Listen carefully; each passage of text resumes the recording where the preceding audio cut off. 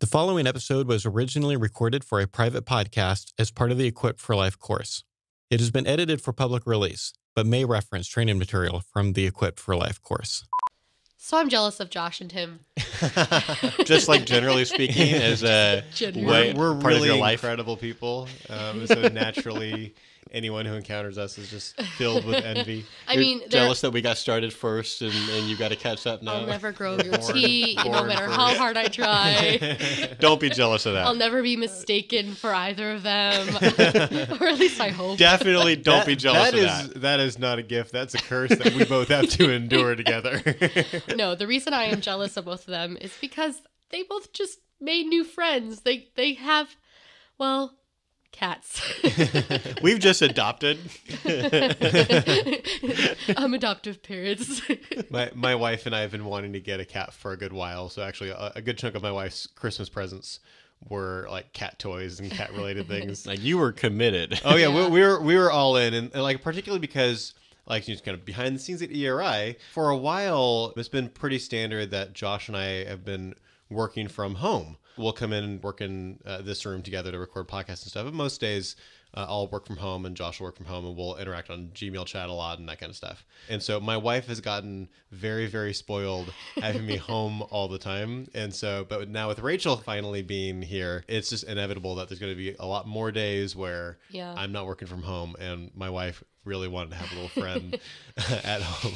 And so we had decided a couple months ago. We had decided a couple months ago we were going to get a kitten. Finally, a couple of days ago, we got the kitten because we were up with all the travel. We were gone for 2 weeks for Christmas and the Students for Life event and stuff. We didn't want to get a new little kitten and then leave it for for 2 weeks. Come back into a little serial killing cat. Finally, we just got a kitten. Interestingly enough, happens to be our kitten Buffy is the sister of your new kitten. Yeah, so like my wife had figured out she wanted a kitten. I guess probably after you guys. I don't know exactly when this started for her. Probably we're trendsetters. Probably.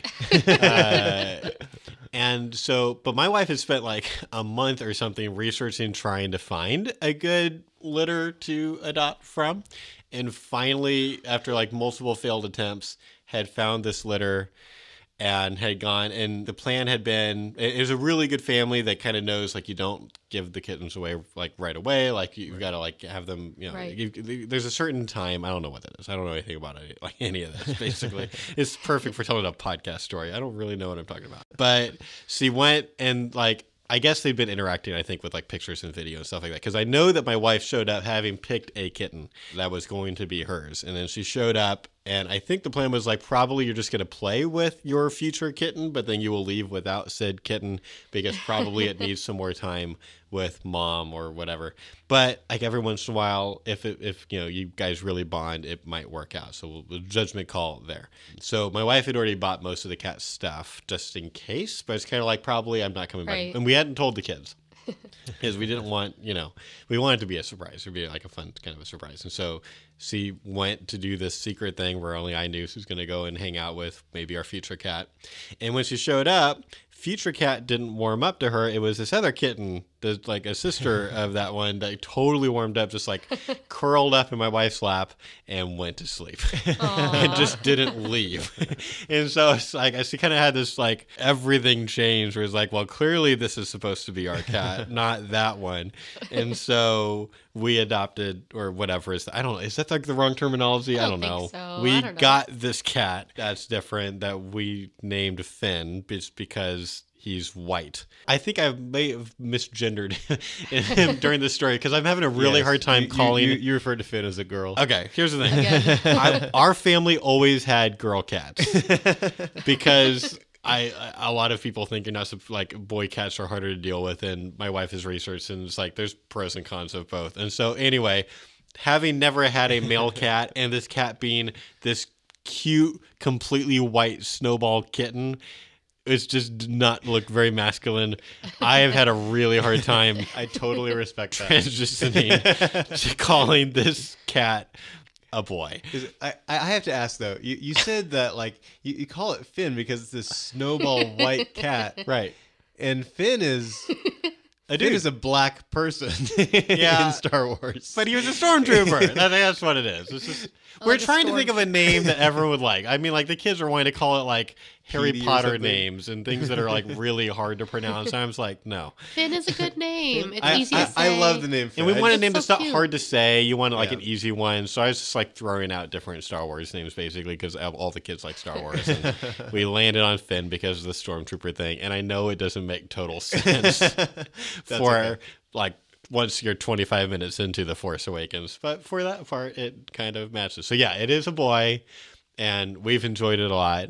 And then Tim and Bethany went to go try to find a cat. We ended up with, I think, the cat that your You wife ended up with wanted. exactly So it's our this- cat. It's this little brown okay. tabby. No, it's Yeah. ours now. All right. Well, it's going to be our cat. There's kind of a similar dynamic of like this cat chose us, but it wasn't like necessarily the cat that we were like going for because there were two tabbies. So my wife really likes tabbies, and there were two tabbies. There's a little brown one. This one that's like more silverish, kind of gray. Objectively, the gray tabby is a more beautiful cat. It is a gorgeous, gray tabby cat, and so like we're like looking at these two kittens. Like this one like really stands out, but was like running around, didn't want to be very friendly. Right. And the little brown one just kind of like walked right up to us and was like all like friendly and There you go. and so that was like it was very hard. It because, was like, meant to be. Ultimately, the other one kind of warmed up a little bit, and from what the lady said, they got pretty similar personalities in a lot of ways. My wife just really fell in love with this little brown tabby.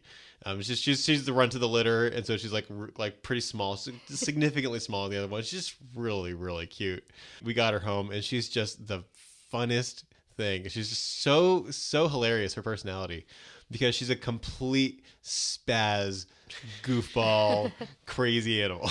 We took her out of the little pet carrier in the kitchen where we've got our litter box, and so like here's the litter box, cat. Like really want you to know where the litter box is. Like physically put her in the litter box. Look, litter box.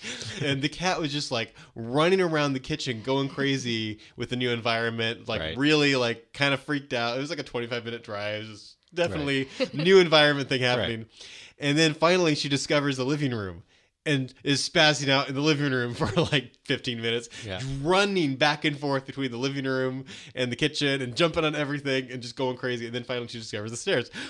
Goes up the stairs. Just going crazy. This cat is so hilarious. It's just like a ton of energy, super fun, but then also we'll tire her out and just immediately she's purring and just very cuddly. pretty good at that. And it like the last couple of days, we've woken up to hearing this very faint meow because this is a very social animal, wants to be where the people are. Doesn't always want to be held, but wants to be where the people are. So like yesterday morning, I opened the door because I can hear this very soft meowing. I'm thinking she's downstairs. Nope, she's right outside the door, and her meow is just not that loud.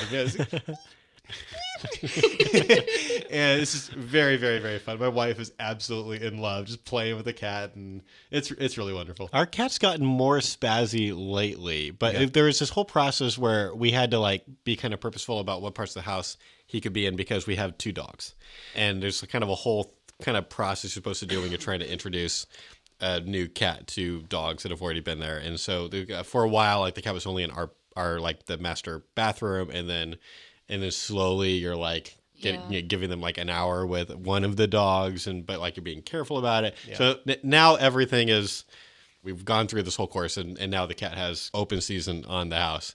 We'll post pictures of our cats on the thing for the cat lovers who want to know what our cats look like. I've got some really cute pictures of our cat and our dog, our huge, massive dog. Like Lily's head is the size of our kitten, and they're sleeping together. And I might even post the video of when Hannah walked in with the cat.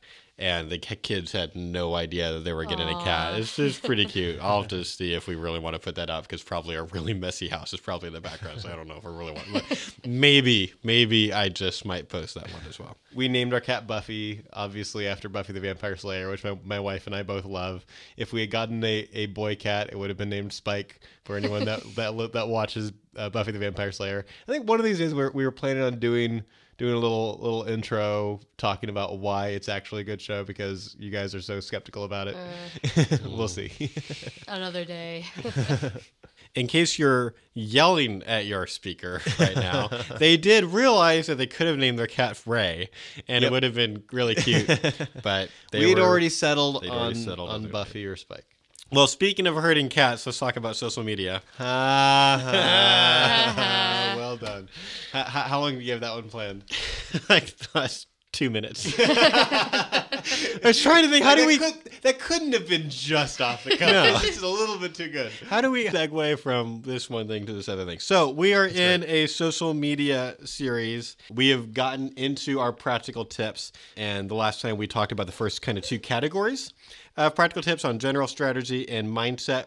Now we want to get into, we've got 3 more categories. This is either going to be 1 or 2 more episodes. Right now we do, like, present us doesn't know exactly how long this is going to go. We don't want for this to take too long, but we also don't want to completely blitz through these. We want to be as helpful as we can.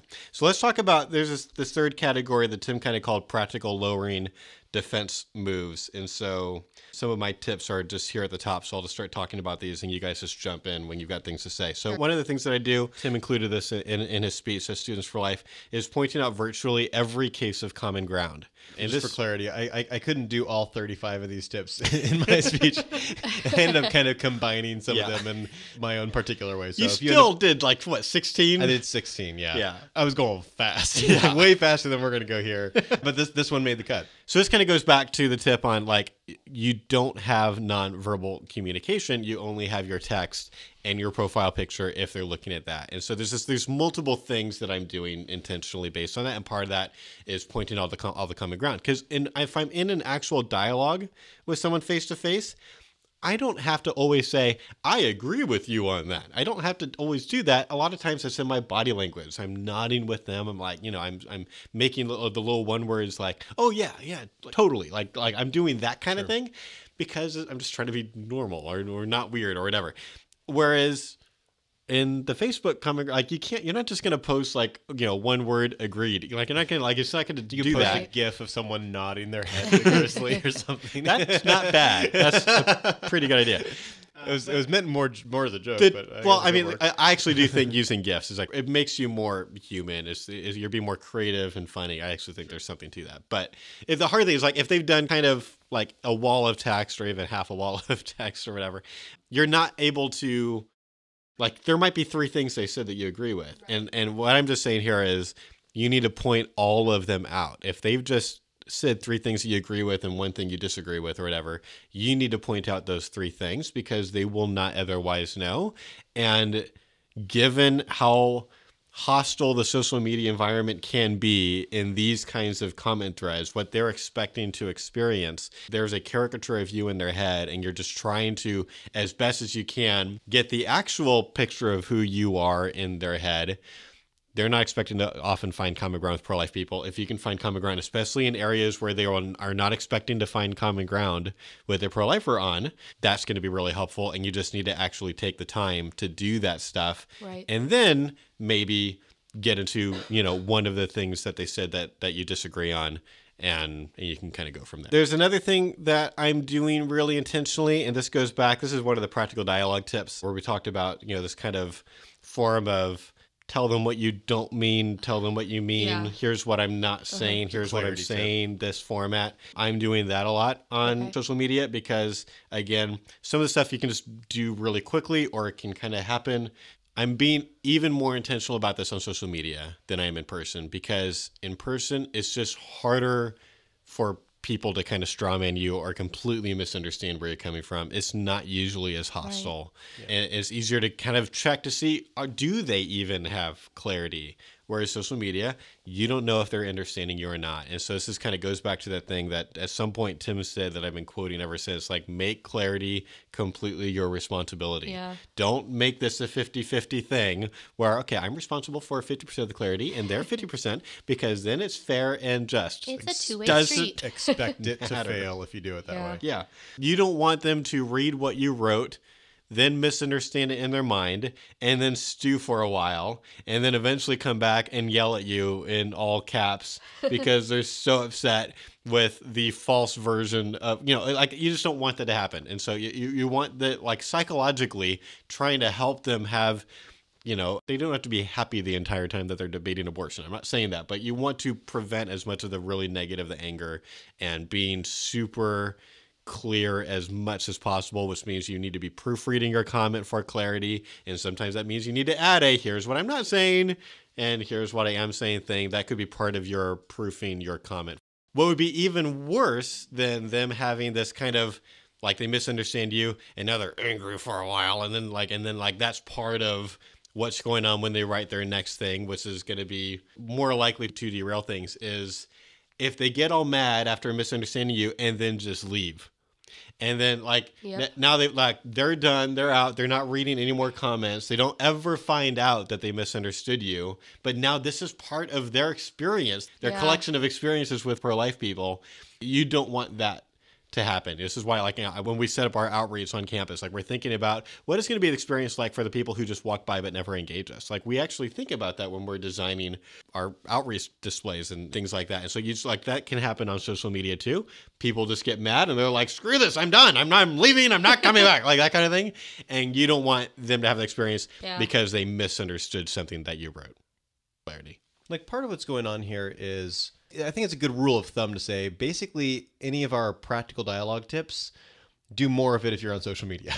Yeah. Because what the practical Except dialogue for tips body are doing, language. You can't really do body language. what practical dialogue tips are doing is we're lowering their defenses. We're building rapport and helping people to be more emotionally safe and receptive. And on social media, you've got more of an uphill climb getting to that kind of productive place. People are extra tense, extra frustrated. You don't have nonverbal stuff. There's kind of a similar trend in these last 2 points of kind of step it up on the general practical dialogue tip stuff.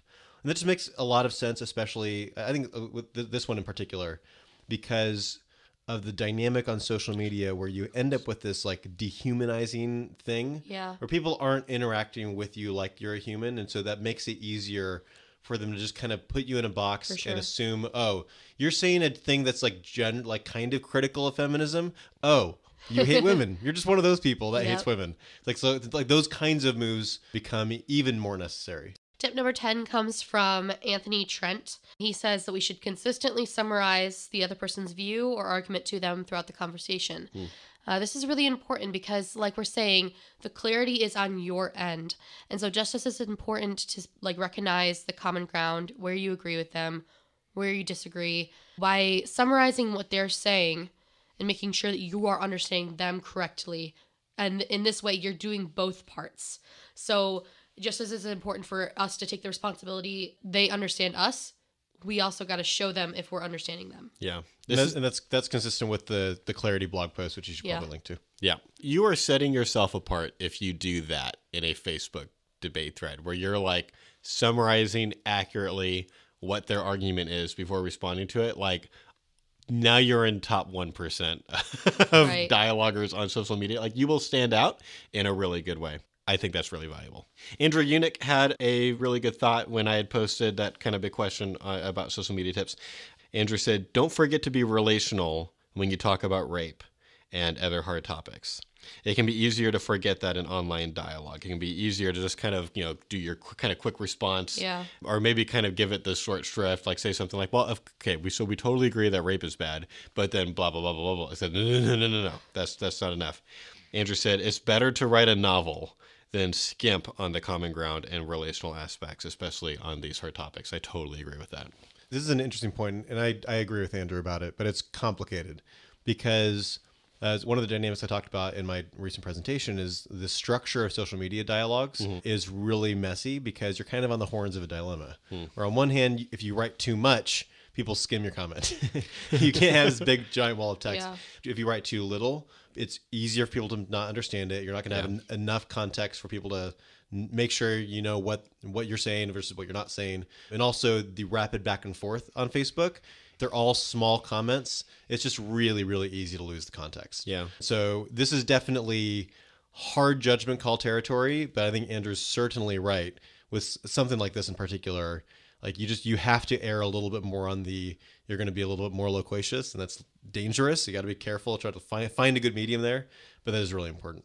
Yeah, there's this interesting thing where obviously we can't give here's the perfect word count goal, it's just too complicated. But I would say generally speaking, I'm going to try to write more concisely if we're in the back and forth, find the common ground, and then make my point pretty quickly so that they don't feel overwhelmed with all of this stuff. If I need to, link to a source or something, I'll do that. But I'm not going to give them this huge encyclopedia of my argument and that they're feeling all overwhelmed. But then on the other hand, if they have brought up something like rape, I'm going to err on the side of being a little bit too long. I don't want to end up being doing this too short. I don't want to actually be too long. I'm purposely at that point going to be less concise because I really want to make sure that by the time they've filtered my words through their head, that they get, I'm not one of these pro-lifers who comes across as someone who doesn't care about things like rape or poverty. I really want them to understand a little bit of who I am. Yeah, we really should save our words for times like that. When I'm asking questions, I can be really concise. When I'm making an argument, I can be really concise. Yeah. When I'm trying to clarify something, it can be super This is the short. place to put your word count. Yeah, and you gotta save your words so that when you do post something long, it gets the attention it deserves.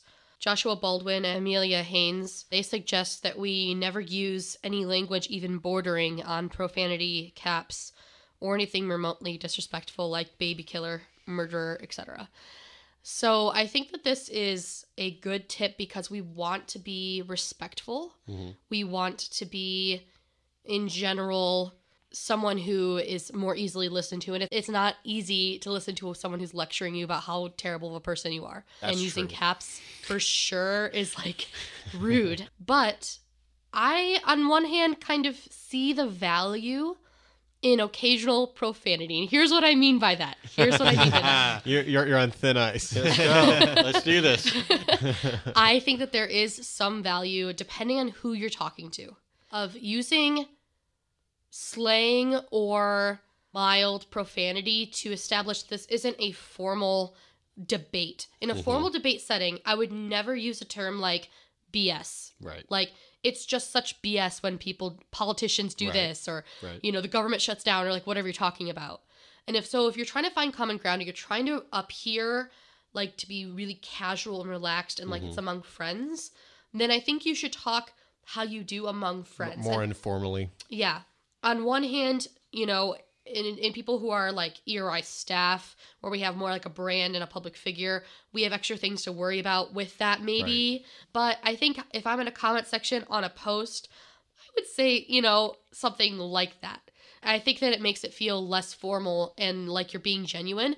On the other hand, I don't think you should be dropping the F-bomb here and there, especially if you actually don't in real life conversation. Yeah. So if you don't swear at all, don't start swearing just to build common ground. I think that's a really good point. But if you do use mild profane phrases, I don't know, then I think it's okay to include it. I love that you brought in this is a vulnerable moment for you, Rachel, because you don't know what we think about this. I agree with you. So my application is actually a little bit different. Okay. This is definitely not something we've talked about on the Course podcast before. I didn't really know if it ever should be. So here we are. I probably rarely, if ever, do the mild profanity thing if I'm typing a comment because there's this publicness of it, and I've got enough detractors. I don't want to can them anymore. Right. Oh, he's not even a Christian because he cussed, that kind of thing. I don't want to just hand more ammo to certain individuals. But in one-on-one dialogues on campuses, yeah. Oh, yeah. So you look so uncomfortable right now. Well, I'm just I just know there's an audience right now. This is just a total example where there are just certain things. There are conversations that we had at the Students for Life conference. We just finished recording that public thing that we put out on the Students for Life conference that'll come out weeks before this particular podcast goes out. There were stories that I didn't tell of conversations I had with people that should just be private, and even stories that make us look awesome, or that we're gonna have maybe a big effect behind the scenes in the pro-life movement, and it's just not appropriate for me to talk about right now. But there are things where one-on-one certain things can happen that just aren't happening if there's also a crowd of people around. And so I'm just aware there's an audience, so I'm just trying to think of what do I want to say. So I am undecided on exactly where profanity becomes sin, basically. Yeah. I think it's a hard topic, and I don't think I'm going to try to get into all the reasons for that. But I basically currently think of mild profanity as being a personal conscience issue. I think if people say these words, like it's like I'm thinking of like the like super mild mannered Christian who's just starts experimenting for the first time with something like this. If this like makes you angry, like don't do it, like kind of a thing. Oh yeah. But my wife and I will sometimes use certain profane words with each other, like in very funny ways. It's basically just humor for us. And I don't think we're sinning when we do that. So given that, there is an actual authentic part of me, for better or for worse, maybe I'm actually a bad person, I don't know, but whatever, who actually does sometimes use some profanity in private. If I'm in a dialogue with a particularly enthusiastic and we're having a real conversation, and if they're using some profanity, yeah, like a lot of times just in general, I think what good dialoguers do is they a little bit match what's going on with the other person. So if they're speaking really slowly, you should probably not be speaking really fast. Yeah. I'm a fast talker. I'm a lot more like conscientious of my speed of words, my rate of talking when I'm talking with a very slow talker, because I could make them feel uncomfortable by just being so different. And I don't think this is inauthentic. I think there's just a part of just watch good communicators. They tend to match their audience to some extent. There's some form that's still like just how they always are, and then there's kind of a matching with the person you're talking to. But not in the Steven Seagal way. Right. He's doing like racial. He's doing it this bad. So you're referencing a totally different thing we recorded. So there's a really funny, like one of my favorite comedians is a guy named Tom Segura that does this whole thing about how Steven Seagal is this really kind of awkward celebrity now because he started this show. Like he used to be a martial arts guy in like the 80s. And now he like had this, I don't think it's still on, but for a while, I've seen it before. He had a reality show where I think it was Louisiana. He was like a deputy for a while. And it was like a show like following him. He was like, hey, I'm a police officer now. And he does this thing. And it's like, he's Steven Seagal. But like part of his bit, I'll link to it, whatever. If you don't listen to any comedy with profanity, then don't listen to it. But whatever. If you like funny stuff, then you should listen. So he's really awkward about certain races because he's like trying to match with so he bows around Asians, you know?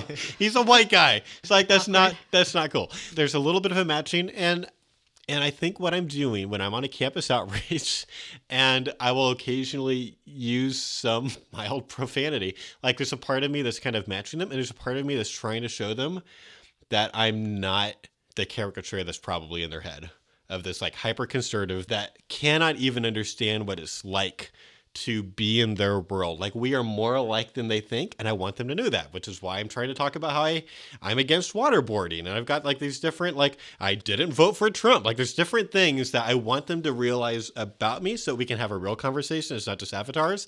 And yes, sometimes I am very intentionally using some profanity to try to make that happen. If you hate everything I just said, I will read all of your comments in your emails and I'll soul search, but that's where I am. It'll be easy to read them because they won't have any profanity in them. I'll just make a couple. If I'm talking, let's just say one more thing. If I'm talking to a nun, I don't do this. Okay, like there's clearly people that I wouldn't do this with. You both look so uncomfortable. I think I know more nuns than you do, and let me tell you. Yeah. It's not that weird. Okay.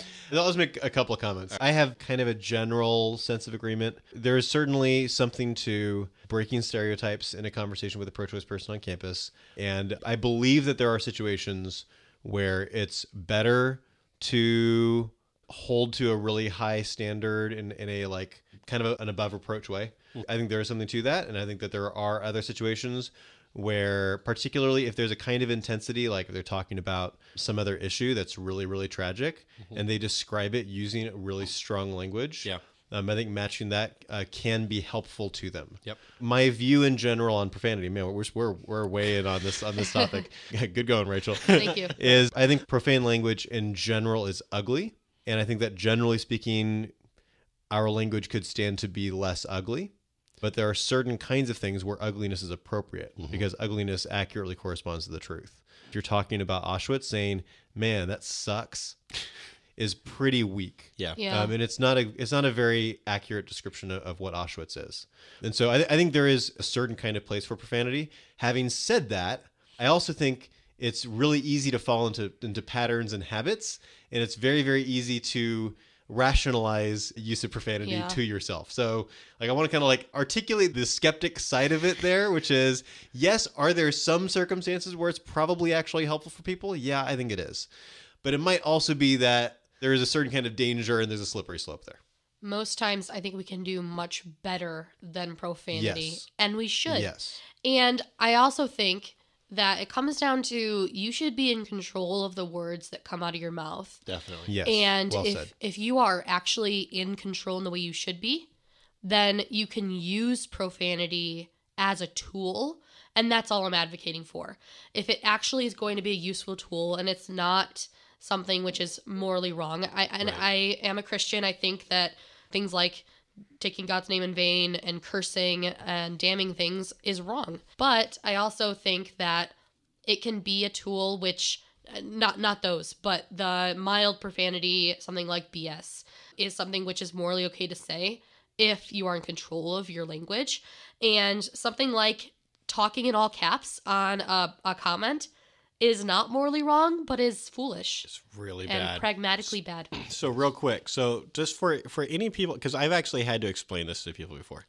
This is going to sound so patronizing. I was going to say if you're older, I feel like, so here's what I mean by that. There's a certain interesting experience I've had where I've talked to a lot of people who just are older, who are telling me about like their experience to try, like they feel like there's almost like culture has changed so much about the way that people are on social media that it's kind of like learning new software or learning a new culture or something like that for them.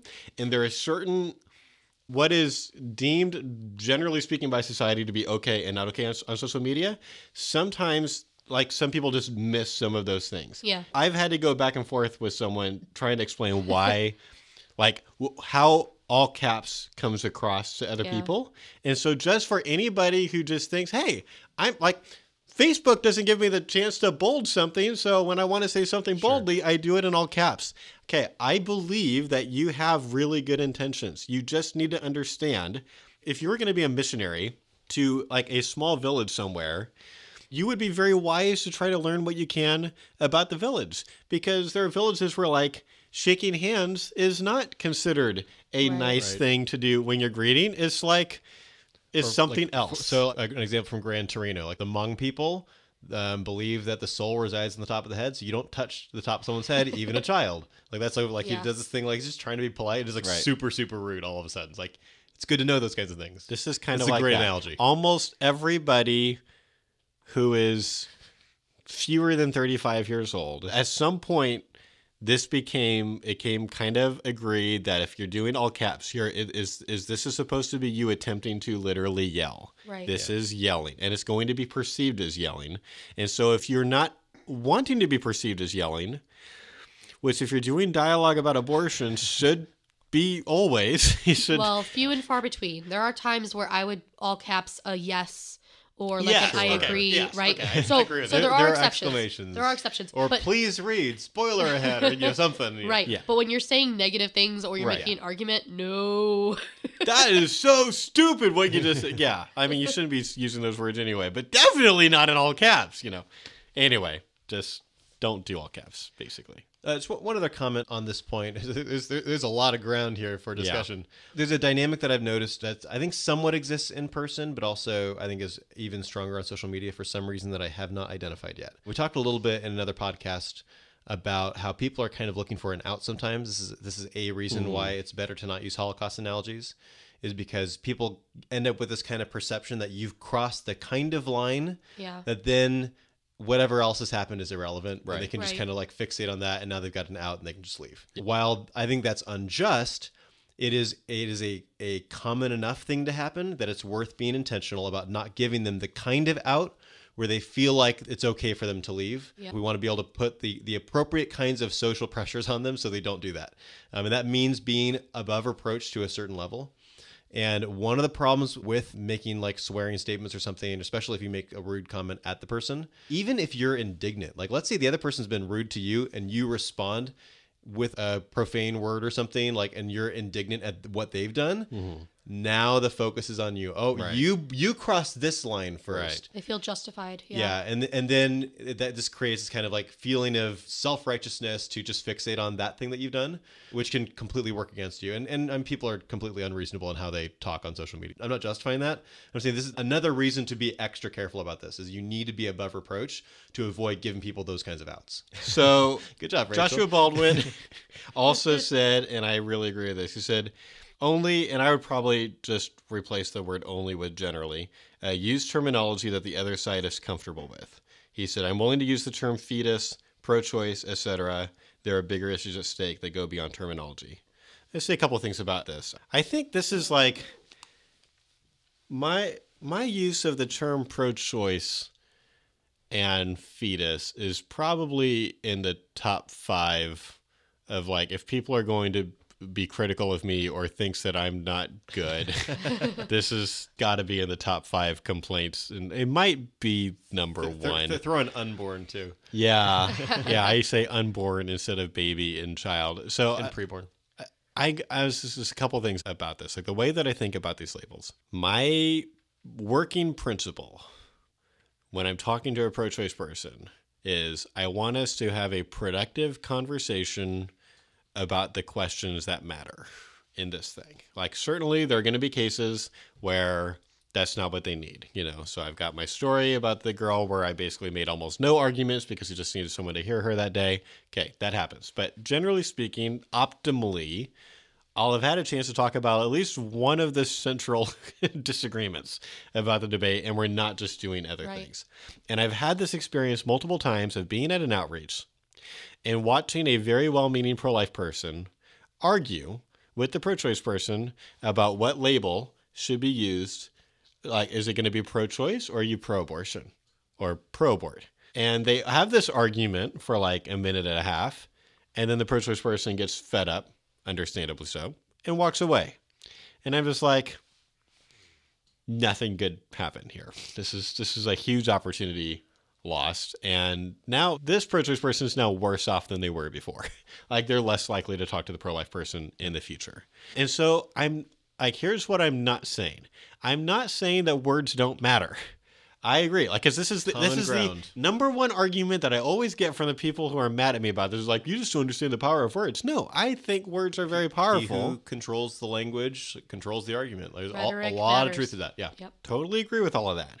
But I don't think it's worth, like, if I can choose between just calling them the label that they prefer and having a real conversation where they might actually change their mind about the entire issue, or have a debate about, is it pro-choice or is it pro-abortion choice or is it pro-abortion? Like, what is like the most justified word to use here?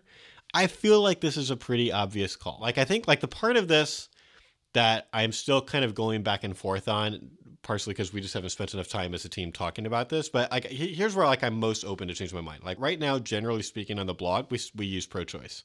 I think an argument can be made that if we're doing stuff in writing, that we could do the pro-abortion choice. I think that's the most accurate label that I've seen. And so if they're pro the choice to have an abortion, I don't like pro-abortion because it implies that they're like, they want abortions to happen, which I think is pretty rare. It exists, but it's rare. I think pro-abort sounds like a slur. I think it's really bad. And so we've generally just kind of mimicked in our writing the way that we talk in real life. I could see someone arguing like, okay, yes, it's more cumbersome to read pro-abortion choice, but at least you're being more clear or accurate or something like that. I'm open to that conversation, and we just haven't really had it too much yet. But as far as talking to actual people who identify as pro-choice, starting by just calling them names that they disagree with and then having an argument about it, it's not going to be a win. So I'm going to give a certain kind of pushback. It's a very, very moderate pushback. I completely agree with your conclusions. Mm-hmm. Some of the statements that you make, I could imagine situations where I wouldn't agree with. Okay. Where I think it is better to not give up on terminology. And that's if they're going way beyond neutral stuff. Like if they're like, the only terms that I'm willing to talk about, I'm pro-woman and you are anti-woman. Yeah. And those are the terms. Like at that point, it's so beyond neutral. Yeah. And also, like, they've clearly indicated a lack of good faith. Like, there's not room for genuine conversation to happen there. Totally so agree. Just for clarity, I'm trying to close all the loopholes by which people can attack you. I haven't done an exhaustive list of all of my principles at work, but one of those things that I'm at least at the beginning of the conversation, I'm trying to use as neutral terminology as possible, because I'm trying to signal to them. There's kind of an intentional, I think, selfless virtue signaling going on here, where I'm trying to signal, like, I'm not here to rhetorically beat you up. I actually want a real conversation. Can we do that? And I'm willing to use words that I wouldn't normally use if I was hanging out with, like, pro-lifers, like fetus. I would usually say unborn. But there are cases where I will actually say fetus because I'm trying to be really specific versus embryo. But I'm certainly not saying that in the beginning. And this is another thing I've seen. I've seen pro-lifers go to say baby, and they're like, what do you mean baby? Like, you're rhetorically trying to, like I've seen pro-lifers get called out for that. It's like, I just want to show, like, I'm not trying to do any rhetorical tricks. So I've had cases where if we've done equal rights argument back and forth for a while, I've explained what my view is. I've had cases where by the end of the conversation, I'm saying baby, and, like, I think it's totally appropriate, and they're not reacting negatively against it. I am willing to tie as many hands behind my back as necessary in a neutral way. Like, there's a little bit of, like, that's not totally neutral, but I'm willing to have this be as even, battleground as possible, so that no one's got an advantage, and let's see who's got the best arguments. I think I might even make an argument. I don't think I've said this aloud before. I think I might even argue you should use the word baby at a particular point in the conversation, which is you've already argued for personhood and now you're on bodily rights.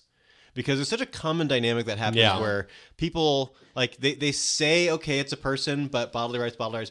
Right. And at that point, I think reinforce, like, this is what we've agreed on. Right. Yeah. And if people are subtly dehumanizing the embryo, and that's part of why they're doing the bodily rights thing, it's good to identify that. So, like, I think at that point in the conversation, I might even argue you just should. This is helpful, yeah. But before that, you really shouldn't. Okay, so that's a really cool idea. So let me ask a clarification question, though. Like, so certainly in the case where they've said, okay, you've got me, it's a person, I'm a total bodily rights person. Like, I obviously, that's what about the cases that I think are even more common, where they're agreeing for sake of argument. They want to talk about bodily rights, so they've agreed for sake of argument. They're doing a bodily rights argument, but they don't actually believe it's a person. Would you do it differently there? Undecided because I haven't tested it. So there's an argument on both sides. The argument on the side of doing it there is, if what it comes down to is, but it's not a baby. Right. Like, I'm happy for them to figure that out and to Right. have the language kind of push them to that point. Yeah. I want that clarity. On the other hand, the weird dynamic that happens with some of these people is they jump back and forth so much, and then that gets things more confusing, both for them and for us. So in that situation, it might actually be that would cause even more distraction and more ping-ponging. Or they're more annoyed. Like there's a part of you that wants them a little bit annoyed, I think, or at least, like, not exactly. I don't want them annoyed. I want the pieces to click. I want to be really clear what the focal point of the argument is. What I mean by that is you want them noticing if they're at all bothered by the fact that you're using the word baby, because that's going to tell you something important. Yes. That's what I mean by annoyed. You want them to have, like, if they're actually going to be bristle a little bit at that word, this is very, very good data for everyone in the conversation to have. So I think I'd need to test more to have a stronger though. view on that. I think there is something to that. The only other thing that I'd say is, again, if you're one of these people that's you're very passionate about words like pro-abortion and preborn and that kind of thing, I would just say we agree with you that language matters. Like, we're completely on board. It's a question, like, you've got a limited amount of time in the conversation. Yeah. So there's an aspect of what's the best use of your precious 30 minutes. And partially also, there are certain things you can do in that 30 minutes that will give you another 30. And there are certain things that if you do it in the first 10, you lose anything you got. Right. And this is both if you've got 5 hours to spend with a pro-choice person, this isn't even getting the first 5 hours of what's valuable. Right. It's like, it's not even close. Like, it's not like a close matchup. It's not even close if you know what you're doing, like, honestly. But also, even if it did qualify as valuable in the first 5 hours, if you put it in the first hour, you risk losing time later because it's so frustrating and irritating to the other person. It's just not worth the time. It's individual. And even worse on social media. Go ahead, Rachel. It's an individual conversation judgment call. And I'd be happy in the future doing more information on what judgment calls I would be making for different terminology. But I mean, we can all agree, like, philosophy team at ERI, I would love us to wage a war against, like, The parasite label was given to the unborn. That's not okay. That makes me so angry. It's I think dehumanizing. Yep. Won't put up with it. if they're using parasite and you're in person, We'll call it out every time. I will call it out every time in the first 30 minutes, first 10 minutes if they drop parasite. Right. If we're somewhat neutral, then it's not worth it. Exactly. If they're in way unfair territory, then by all means go there. But I also think, and we've used the screwdriver analogy before, different screwdrivers are going to need different terms. And so if you're dealing with someone who is pretty much on board with personhood, bodily rights is what matters, baby might be like a good call. It depends. And every conversation is a series of difficult judgment calls. Missed prayer without ceasing. So I was going to say one more thing. It's a rich topic. The reason that I think some people get so mad about this topic, and a little upset yourself. And I just got this email like a month ago. It's like all caps, People get so mad about this because everyone wants to believe, or many people want to believe, that there is a silver bullet that will end abortion. Yep. And so I've heard multiple pro-life people and leaders say, if America all sees X, then abortion will end. Or if America all does this, then abortion will end. If America all understood X, then abortion will end. Yeah. And I've actually had people say the only thing that we need to end abortion is to make sure that everyone's using accurate labels, using like the pro-life preferred terminology. If we struck fetus from the record and everyone had to say baby and they had to say pro-abortion and the word abortion got taken out and was replaced by baby killing, then abortion will end. I've had this happen before, and because they think that it's nuts. It's not how anything works. But because they think that, I am making abortion take longer. Like similar to like the personhood folks that are mad because I won't join the personhood amendment stuff, and like I'm going to make abortion take longer because I'm not part of this movement. That's why some people get so upset. I'm just going to tell you, if that's you and you're screaming at your speaker right now, like trust me, it takes more than just getting people to use the labels that you like to actually get people to stop going into Planned Parenthood and having abortions. We need to call on Tim, because Tim looks so interesting right now. His expression, what's on your mind? If unicorns flew across the sky and shot rainbows out of their butts, and then that forced the language to change, then woohoo, then maybe we'd end abortion. That doesn't mean those things are going to happen. It's not like the other side is going to stop fighting for these terms either. Like we can make more of a fuss, make more of a fight on this issue, but this language of, well, as long as we won this particular point, then we would end abortion. Yeah, sure. If everyone came to understand that the unborn was a human person, well, that would make an awfully big difference. But it's not just a matter of saying, if only this happened, therefore that means we should do this issue. Because there's multiple factors that go into a cost-benefit analysis. And one of those is likelihood of success. Mm-hmm. That's really, really relevant. Yeah. And this language of, well, if only everyone did this, then this would end, doesn't take that into account. It's a completely one-sided, boneheaded fail of a cost-benefit analysis. All right. Let's move on to another one. And this is another one where a lot of people disagree with us. I was like about to, like, my segue to this was going to be, here's a more obvious one. And I was like, no, there's a lot of people that are about to get angry. It should be more obvious. Okay, so this was another good one from Joshua Baldwin. He said, never compare to Adolf Hitler, Dr. Mengele, Stalin, Pol Pot, the Holocaust, etc. That immediately ticks people off. I know there's some pro-life people that disagree with this, or at least the Holocaust part. I would just refer you to episode 22 of the Course podcast, where we spent a lot of time talking about this issue. I agree, it's complicated and controversial. We have some thoughts. If you want to hear those thoughts, you can go to episode 22. I don't know that we need to say anything about it right now. Not really. Okay, moving on. Number 15, Monica Snyder says, ask clarifying questions if you don't understand. Don't assume. Never tell people what they think or how they feel, or why they're saying what they're saying. Even if you're correct, that's super annoying. And I really like this additional part. This includes couching the assertions in softer language. This is very specific and very good. Maybe you're saying that because you think X or feel Y is not much less annoying than you are just saying that because you think X/feel Y. It's really, really good for Monica. Yep. I think this point is very much in the same kind of vein of any of the practical dialogue tip stuff that we do more of it when you're on social media. It's just a harder environment. It becomes extra important. And also, like, I mean, my general approach on social media is I want the conversation to start there and then move to in person. And if you're doing a lot of clarifying questions, that's a great place for getting the conversation started. You can make more of the arguments later. Refer to the Jordan B. Peterson interview for this point about why it's so annoying. We're going to have to link to that. Yeah. When in doubt, listen to more Jordan B. Peterson. It's true. He's phenomenal.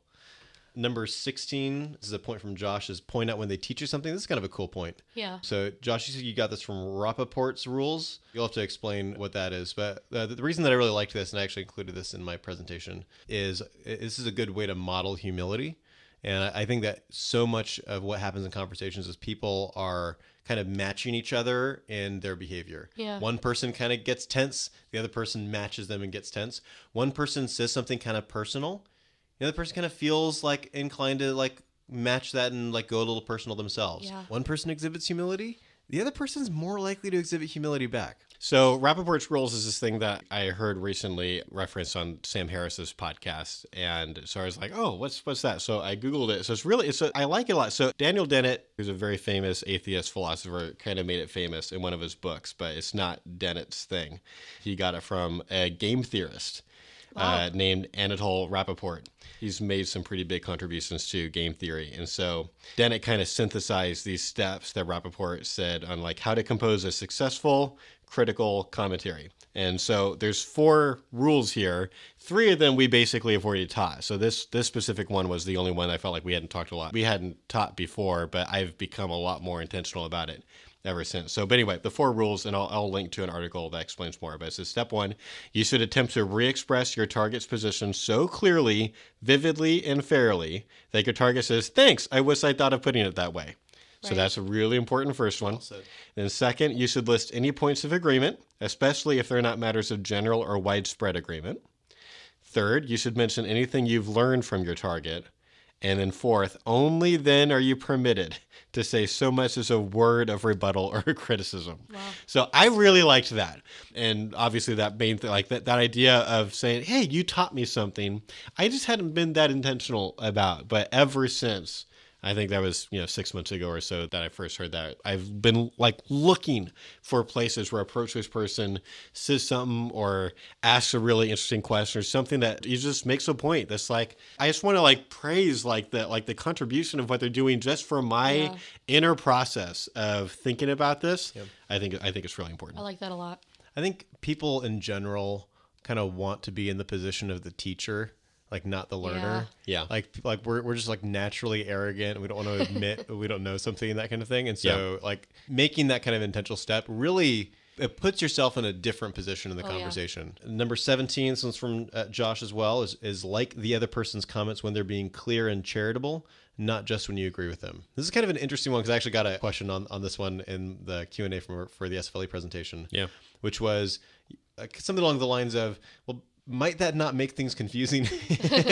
Like if you like, there's a pro-choice versus pro-life conversation, for instance, and the pro-choice person says something that's clear and charitable and helpful, but you disagree with their conclusion, should you really click like on it?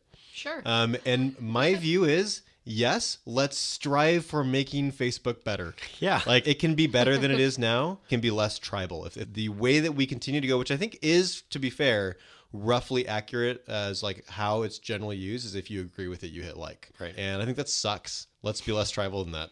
Yeah. I think it's only confusing if you don't like immediately comment under it. Like I'll actually type my comment and then I'll hit like because I want to make sure that it's clear what's going on. Because if you just like it and then leave, that usually means like we've kind of found agreement or close to it. So I don't want to be confused. I don't want to deceive people into thinking I love everything you just said. Right. I'm just trying to encourage and foster, we're all in this together kind of an attitude. We're all trying to find truth together. We're on the same journey together. Let's be positive toward each other versus I'm going to go get all my pro-life friends to like all my comments, and she's going to find all of her pro-choice friends to like all of her comments, and now it's like a war of who's got the most likes. Like, I don't want it to be like that. So, hey, you weren't a jerk just now, like, and you're being clear. So like that, here's I really, and then I'll just be specific. Here's what I liked about that. Here's the common ground, and then here's like the thing that I didn't agree with, and let's move on. And sometimes they start liking my comments back. Like it starts becoming a mutual thing. Like. Not always, but because it is pretty weird. This is a unusual Facebook thing to do, but I would like to see it spread. Okay, and this is a really good one from Tim. So, because there is more going on in context, especially if this is your Facebook friend, than just the comment itself. And so Tim said, don't share or even like inflammatory things on Facebook, because Facebook is like a battlefield of passive aggressive behavior. That is so true. I have definitely been affected when I've seen a friend of mine post a really obnoxious article or video, and I'm like, I know that person. I don't think they're really that obnoxious. And so like I think they weren't being super careful or choosy about what they were putting up on Facebook. It was like, this signals that you agree with that. Like when you share, it is a lot easier to get likes on a thing than shares. You should be sharing our blog post, by the way. Okay. So, but this says, unless you edit in the post, I just needed you guys to see this because I hate everything in it, and I can't believe that this person is saying, like, fine, okay. But generally, if you just like click share for friends or whatever on Facebook, and you don't say anything, or you say, read this, I liked it, you are tacitly endorsing the entire thing, including whenever they say pro-abort or like all these different, obnoxious things that sometimes kind of happen in pro-life articles. Like, it really is going to affect your pro-choice friends that are watching. A good example of this from last year was around like May or so, the whole healthcare debate was happening. Really big thing about healthcare and pre-existing conditions. And I saw so many of my leftist friends that I love and like have good conversations with would like or share things that basically said Republicans don't care about people dying. Yep. And I'm sorry, there's plenty of reasonable argument about what's good healthcare policy, and that's a very complicated issue. But if you click like on a piece that basically says the reason Republicans disagree is because they don't care, they're worse people, you're telling me you think that I'm a bad person.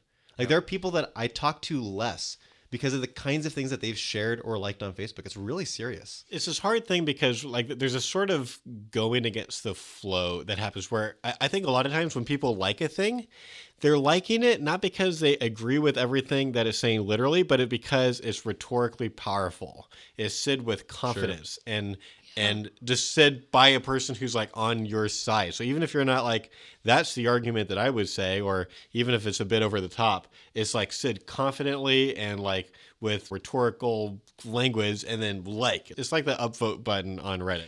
Reddit, like it's never been, it's supposed to be, I agree with this, so I upvote it, I disagree with it, but so I downvote it. Like the goal from the beginning of Reddit was like, if it's helpful to the community, if it adds something to the conversation, upvote it. If it's just, I agree with you, then you're supposed to downvote that thing to hell. Like that's like the way it's supposed to be. Just never what happens. Like Reddit's like been trying for 10 years to try to get people to do it that way.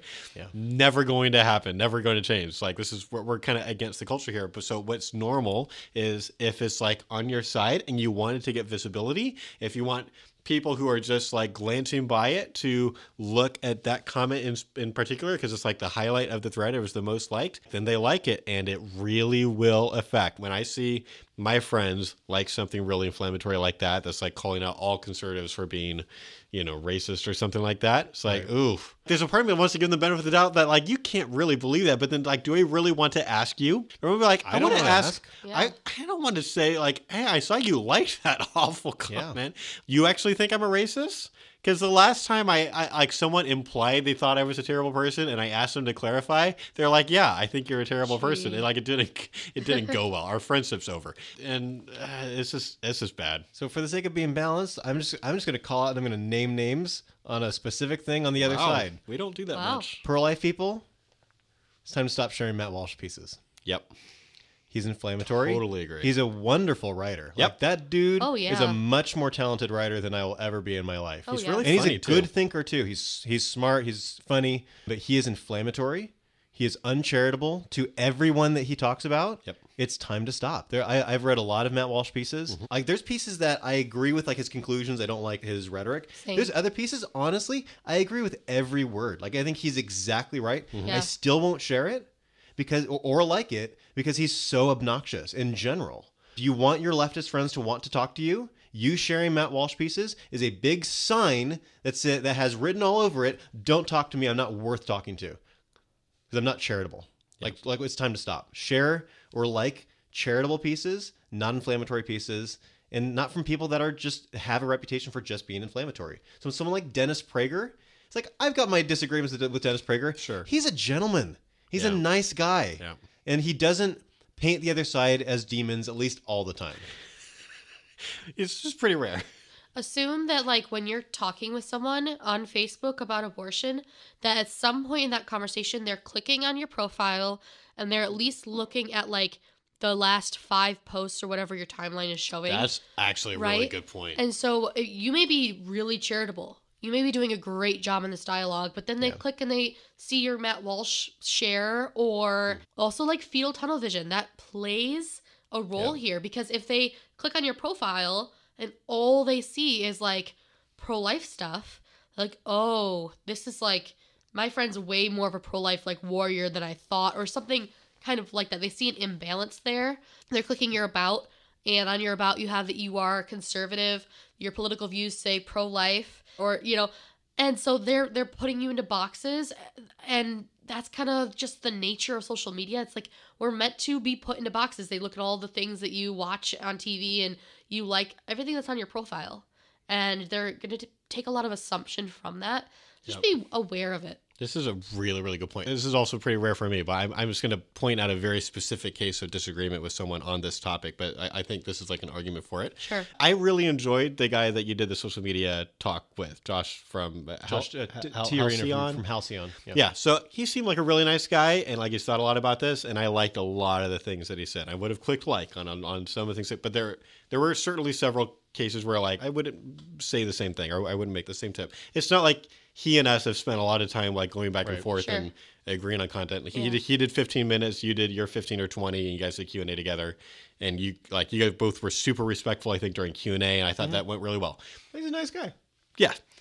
But just one point that he made that, like, I think he might have been trying to make a point that I would have agreed with if he had added something, so I'll explain what that is. One of the things that he talked about was, like, you should be very consistent in your Facebook, brand that you're kind of creating. Don't sometimes share abortion things, and like sometimes share pictures of food or like other things. And I think there's a truth to that if you're talking about like setting up a page.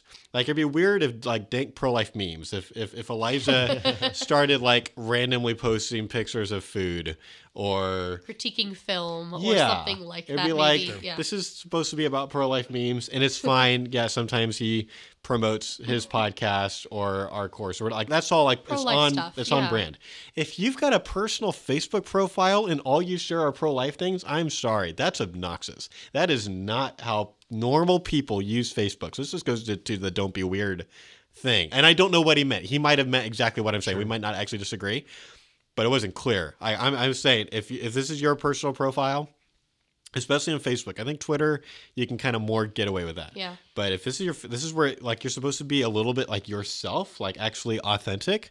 If the only thing you care enough about to actually post or talk about is abortion, people aren't going to be able to really hear you, because you just seem like a total activist who's only cares about one thing, and you'll have been hidden from their news feed a long time ago. With something like Twitter, people are following you generally because they're interested in your thoughts. Yeah. I think that's kind of more the domain. There's a reason why it's not so much like sharing pictures and things like that. It's more small individual thoughts. Or stuff that's going on like right now. Yeah. So like if you're live tweeting something, or you're posting pictures from an event and there's like the hashtag for the event. Exactly. Yeah. Facebook is very much, you're supposed to be connecting with people. Yeah. And so if they look at your profile and they're your friend on Facebook and they're not connecting with you, they're connecting with just like all of the pro-life ideas or activism that you're doing, that's more appropriate for a page where people follow pages because of like what they're doing. It's not as personal. So it's very easy to want to unfriend those people who are not actually using their profile as it's meant to be. It's kind of just weird and sometimes annoying. I'm surprised we haven't called out Mount Walsh sooner. Like, we've been holding back. It's true. We've been very, very we don't want to be divisive. cautious. We're talking about social media, though. It's such a problem. It is a big problem. Okay, so last tip for today. This is another really good one from Tim. To sow intentional positive seeds with people you would hope to dialogue with one day. So having kind of this big picture outlook. Yes, you might post something that's about the abortion issue that is measured and careful and thoughtful and charitable, and you don't get a lot of response that day, but doesn't mean your pro-choice friends aren't watching.